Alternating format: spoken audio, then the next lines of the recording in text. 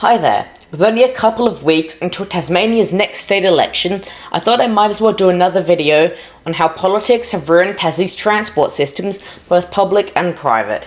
I'll explore how corrupt and misplaced funding driven by political motivation has been destroying our transport systems, how important issues are being ignored and pointless ones are being addressed. Both major parties in Tasmania have been subject to this, and who you might want to vote for to fix this. Hi, I'm Tasmanian, and this is How Politics Ruined Tasmania's Transport.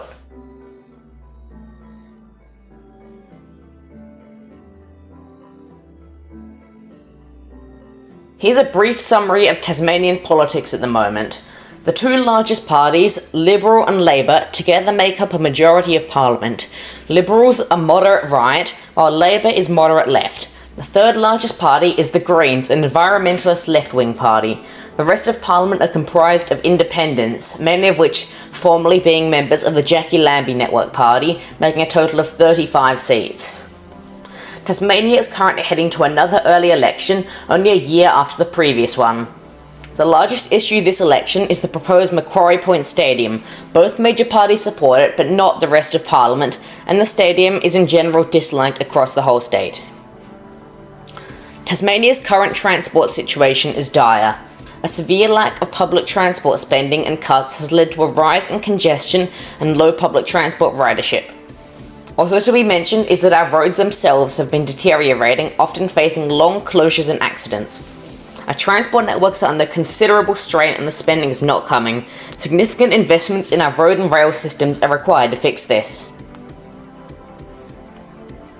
The next thing I need to mention is political motivation. Especially when it comes to the Liberal Party, who has been in power for the last 11 years, they've been strongly motivated to complete projects that get them more voters rather than benefit local communities. An example is the Cradle Mountain Cableway proposal, where the Liberal government seeks to build a cable car through the Tasmanian Wilderness World Heritage Area to Dove Lake, which will impact severely on the natural heritage environments of the area. Remember, this is land designated by the United Nations as significant for 7 out of their 10 values.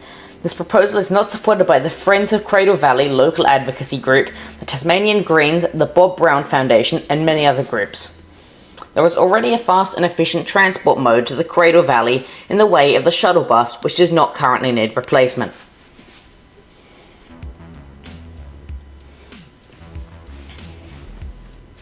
Rail transport in Tasmania has declined over the past 50 years, mostly brought on by mainland ownership and subsequent privatisation and the implementation of the Tasmanian Freight Equalisation Scheme. This was a plan introduced in the 1970s to make Tasmanians pay equal prices to mainland customers. This applied to all road and freight transport crossing the Bass Strait.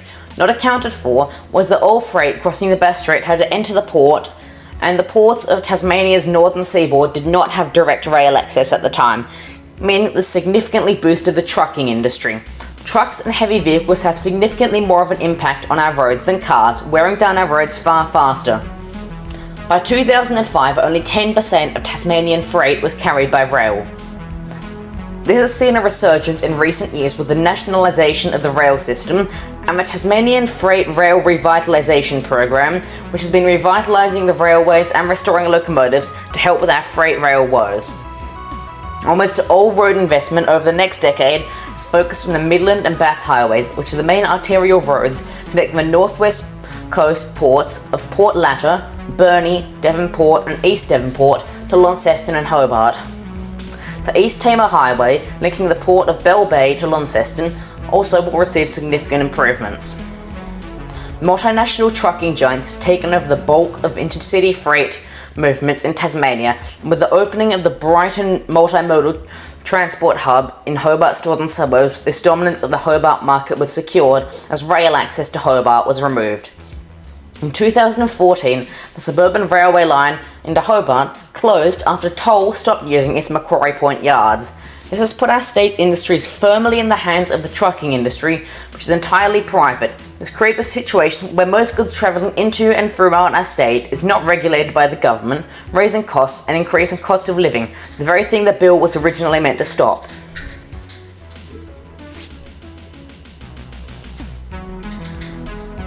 The next thing to look at is the risk of a public transport monopoly. 5 years ago, Tasmania's bus network was split between a dozen or so operators who mostly ran services in their own small niches. But now the network has been significantly consolidated and has changed a lot. This is primarily because the Kinetic Group, a mainland bus company, has purchased many regional Tasmanian bus operators. They now own the majority of our regional network, including the intercity network between our major cities and many regional and commuter services. The Kinetic Group, interestingly, gave a $25,000 donation to the Tasmanian Liberals in 2021. There is a chance that this was what allowed their sudden takeover of a lot of Tasmania's regional bus services only a year later. However, I don't believe anything shady is going on with Kinetic, as they seem to have reached their limit from capacity, as it has been over a year since their last expansion. However, the state government recently announced plans to privatise the government-owned bus provider Metro Tasmania. While a buyer was never announced, as the plan was shelved following the announcement of this election, it raises questions as to whether Kinetic had plans to take over these services. My suspicion is that they wouldn't have been involved, however, would have been a contender for these services. My opinion is, overall, Kinetic's takeover has been more beneficial for the state, as it has consolidated our network, increased opportunities for unified operation, and increasing the chances of a unified timetable and network. Turning away from our roads and towards our rails, these have fared poorly too. Consecutive Liberal governments have pledged to rip up the rails on Hobart's Northern Suburbs Railway to build a busway. This shows a poor understanding of the importance of rail transport to urban centres. Tasmania is the only state in Australia without a passenger rail service. Our last passenger train ran in 1978, and what good came of that? In the 2010s, a proposal to convert Hobart's Northern Suburbs Railway line into a light rail or tram service was created. The line had historically carried suburban trains for commuters and general passengers, however now only carried freight trains.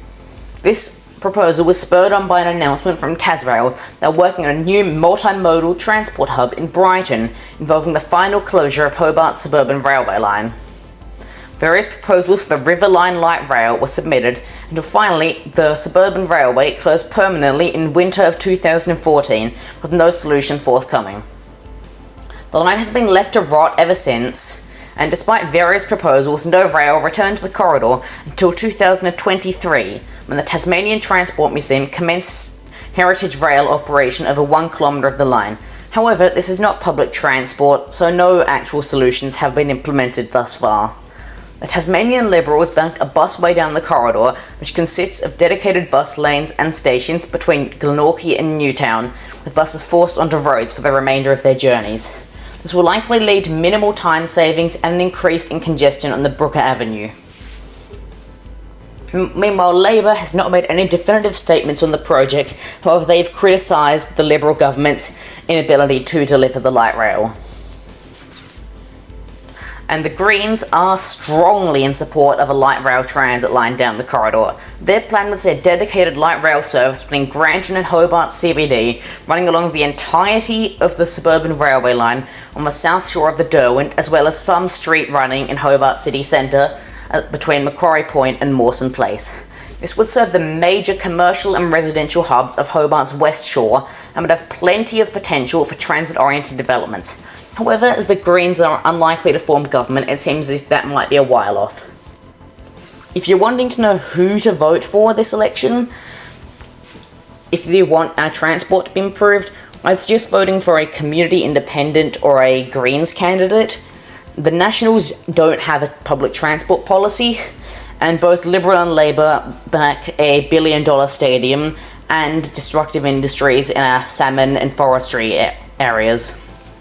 This is basically as much as I can say about Tasmanian politics in relation to transport before I get too controversial.